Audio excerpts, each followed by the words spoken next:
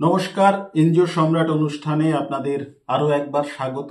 Annual রিপোর্টের দ্বিতীয় পর্বে আপনাদের মুখোমুখি হলাম। প্রথম পর্ব নিয়ে আমি ভিডিও করেছি, সেটা বলেছিলাম সেই পর্বে যে আমি দ্বিতীয় পর্বে অ্যানুয়াল রিপোর্টের যারা বড় অর্গানাইজেশন পরিচালনা করেন, অর্থাৎ যাদের ট্রানজ্যাকশন খুব বেশি, তাদের অ্যানুয়াল রিপোর্টটা কীরকম ভাবে সাজাবেন সেটা নিয়ে আলোচনা করব। তো সেটা নিয়ে আজকে দ্বিতীয় পর্বের অনুষ্ঠানে আপনাদের মুখোমুখি হলাম। যারা এখনো পর্যন্ত এনজিও সম্রাট ইউটিউব চ্যানেলটি সাবস্ক্রাইব করেনি তাদের উদ্দেশ্যে বলি, বাংলা ভাষায় সব থেকে জনপ্রিয় NGO related YouTube channel NGO সম্রাট। সাবস্ক্রাইব করুন, লাইক করুন, শেয়ার করুন এবং কোনো বক্তব্য থাকলে অবশ্যই লিখে পাঠান। চেষ্টা করব সেই অনুযায়ী ভিডিও করতে।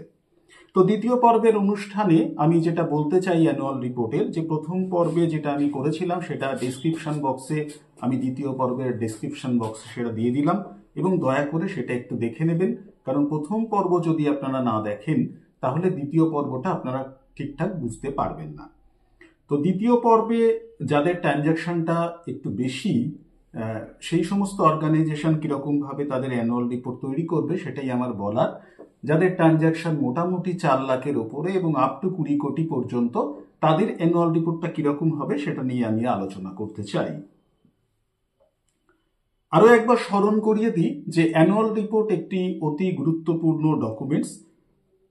অর্গানাইজেশনের স্বচ্ছতা, অর্গানাইজেশনের কার্যকলাপের অগ্রগতি, কর্মসূচির বিস্তার বা ভবিষ্যৎ পরিকল্পনা তুলে ধরার একটি বিশ্বাসযোগ্য কিন্তু মাধ্যম বা হাতিয়ার, যাই বলুন না কেন, সেটা কিন্তু আপনার অ্যানুয়াল রিপোর্ট। ফান্ডিং এজেন্সি বলুন বা ডোনার বলুন, যাই বলুন না কেন, অ্যানুয়াল রিপোর্ট তাদের কাছে কিন্তু খুব গুরুত্বপূর্ণ হয়ে থাকে। তো সেই কথা কিন্তু আপনারা দয়া করে একটু মাথায় রাখবেন এবং সেরকমভাবেই কিন্তু অ্যানুয়াল রিপোর্টটা, সেই ক্লাব হোক, সোসাইটি হোক, ট্রাস্ট হোক, সেকশন 8 কোম্পানি হোক, সুন্দরভাবে কিন্তু আপনারা কমপ্লিট করবেন। প্রথম পর্বের যে বিষয়গুলো সেটা দ্বিতীয় পর্বেও থাকছে। এর সাথে যেগুলো যুক্ত হবে, ধরুন প্রথমে আপনারা সেক্রেটারি নোট বা চেয়ারম্যানের নোট বা চেয়ারম্যানের বক্তব্য বা চিফ ফাংশনারি যার বক্তব্যের কথা আমি বলেছিলাম, সেখানে এই পিরিয়ডের মধ্যে যদি আপনারা কোনো ইনফ্রাস্ট্রাকচার গড়ে তুলতে পারেন, ধরুন কোনো বিল্ডিং করলেন, সেটা দয়া করে ওই লেখার মধ্যে উল্লেখ করবেন। অন্য অংশ একটু ছোট করে দিয়ে এটা কৌশলগতভাবে উল্লেখ করে দেবেন এবং সেটা বোল্ড আকারে লিখবেন। এরপরে থিমেটিক এরিয়া আপনারা চিহ্নিত করে দিতে পারেন। থিমেটিক এরিয়া বলতে কোন বিষয়ের উপরে আপনারা ফোকাস করছেন, এনভায়রনমেন্ট হতে পারে, হেলথ হতে পারে, সেটা উল্লেখ করলেন। এক্সপার্টাইজ যদি আপনার অর্গানাইজেশনের কিছু থেকে থাকে, যে আমার কাছে রিসোর্স পার্সন আছে ভালো, সেটা আপনার এক্সপার্টাইজ হিসেবে আপনি অ্যানুয়াল রিপোর্টে উল্লেখ করতে পারেন। অতিরিক্ত কোনো রেজিস্ট্রেশন আছে হয়তো আপনার, বা কোনো এমপ্যানেলমেন্ট আছে, বা আপনার কোনো অ্যাটাচমেন্ট আছে, বা আপনার কোনো মৌ স্বাক্ষরিত হয়েছে, সেটাও কিন্তু অ্যানুয়াল রিপোর্টে আপনি ইনক্লুড করতে পারেন। অর্গানাইজেশন যদি কোনো অ্যাওয়ার্ড পেয়ে থাকে, সেক্ষেত্রেও কিন্তু আপনি অ্যানুয়াল রিপোর্টে সেটা লিখতে পারেন। কোনো অ্যাচিভমেন্ট হয়েছে কিনা আপনার অর্গানাইজেশনের, কোনো মাইলস্টোন আপনি টাচ করেছে কিনা আপনার অর্গানাইজেশন, সেটাও আপনি বলতে পারেন। এক্ষেত্রে আপনি গ্রাফ ইউজ করতে পারেন, গ্রাফিক্যাল ভাবে সেটা কিন্তু আপনি দেখাতে পারেন। টোটাল কতজন বেনিফিটেড হয়েছে, প্রত্যেকটা প্রোগ্রাম ধরে ধরে কতজন বেনিফিটেড হয়েছে, সেটা আপনি উল্লেখ করতে পারেন। কারণ এই নাম্বার বা ফিগার যাই বলি না কেন, এটা কিন্তু সিএসআর বিশেষভাবে পছন্দ করে থাকে। তো যদি সম্ভব হয় বেনিফিটেড কতজন হয়েছে, পার্টিকুলার কোন কোন প্রজেক্টে কতজন বেনিফিটেড হয়েছে, সেটা যদি কোনো ক্লারিফিকেশন আপনি অ্যানুয়াল রিপোর্টে ইনক্লুড করাতে পারেন, খুব ভালো হয়। ম্যানেজমেন্ট স্ট্রাকচার আপনার যদি আপনার থেকে থাকে, সেটা যদি উল্লেখ করতে পারেন, মানে যেটা আমরা অনেক জায়গায় অর্গানোগ্রাম বলছি, সেটাও যদি আপনি দিতে পারেন, খুব ভালো হয়।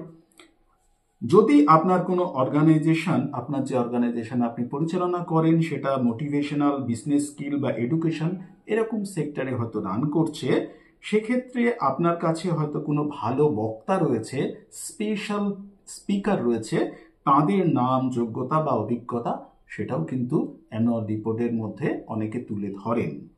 অনেকে ডোনার লিস্ট পাবলিশ করেন, যে কোন কোন ব্যক্তি বা কোন কোন এজেন্সি বা কোন কোন ইনস্টিটিউশন বা অর্গানাইজেশন বা ডিপার্টমেন্ট ডোনেশন দেন সেই অর্গানাইজেশনকে, সেটাও অনেকে উল্লেখ করে থাকেন।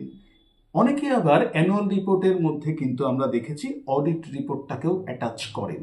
তো সেইগুলো হয়ে থাকবে এইগুলো কখন কোনটা কিভাবে ইউজ করবেন আপনি, এটা আপনার প্রিয় কনসালটেন্টের কাছে আলোচনা করবেন, যেখান থেকে আপনি প্রথম থেকে বিভিন্ন পেপারসপত্র তৈরি করছেন, বিভিন্ন রেজিস্ট্রেশন তৈরি করছেন বা পেপারসপত্র তৈরি করছেন, তার সাথে আলোচনা করবেন যে আমি অনেক কথা বললাম, কিন্তু আপনার অর্গানাইজেশন কীরকমভাবে গ্রো করছে বা আবার অর্গানাইজেশনে কীরকমভাবে ট্রানজ্যাকশন রয়েছে বা আপনার অর্গানাইজেশনের মোড অফ অপারেশন কেমন, এটাও কিন্তু নির্ভর করছে আপনি কীরকমভাবে অ্যানুয়াল রিপোর্টটা সাজাচ্ছেন।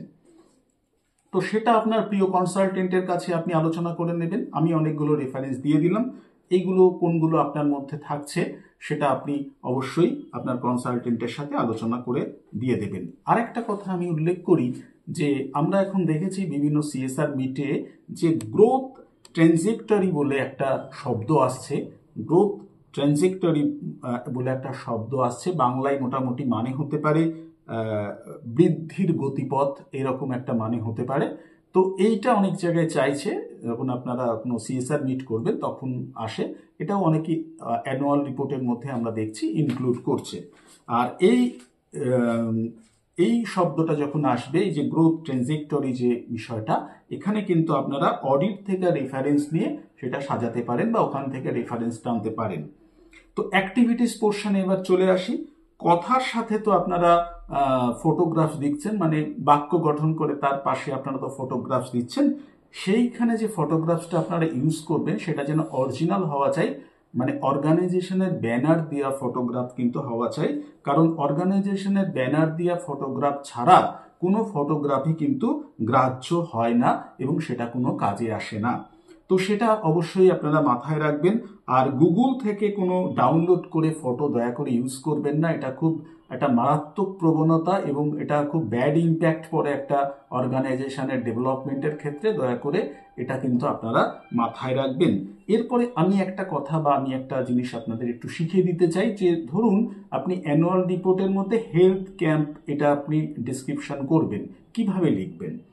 ধরুন কোথায় হচ্ছে হেলথ ক্যাম্পটা সেটা উল্লেখ করলেন, কতদিন চলছে সেটা উল্লেখ করলেন বা কতদিন চললো সেটা উল্লেখ করলেন, ফান্ডিং এজেন্সি কেউ ছিল কিনা সেটা বললেন, গেস্ট কারা কারা ছিল সেটা বললেন, কতজন বেনিফিটেড হয়েছিল সেটা বললেন, টেকনিক্যাল সাপোর্ট কেউ দিয়েছিল কিনা সেটা বললেন, কোনো ল্যাব বা নার্সিং হোম বা কোনো হসপিটাল এরকম কোনো হেলথ ইনস্টিটিউট আপনাদের কোনো রকমভাবে সাহায্য করেছিল কিনা সেইটাও কিন্তু আপনাদের হেলথ ক্যাম্প যে পয়েন্টটা আপনারা ডেসক্রিপশনে লিখছেন সেখানে কিন্তু এরকমভাবে সাজাবেন।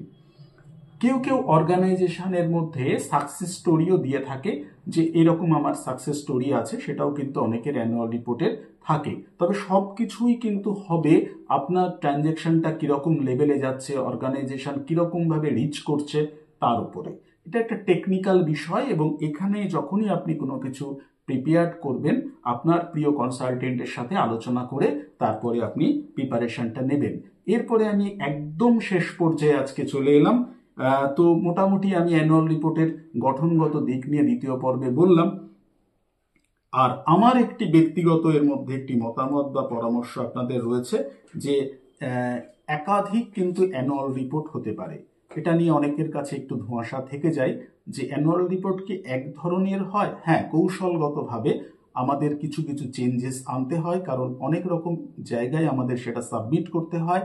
তো কিছু কিছু ক্ষেত্রে কিন্তু অ্যানুয়াল রিপোর্ট একাধিক ধরনের বা একাধিকভাবে কিন্তু আমাদের প্রেজেন্টেশন করতে হয়।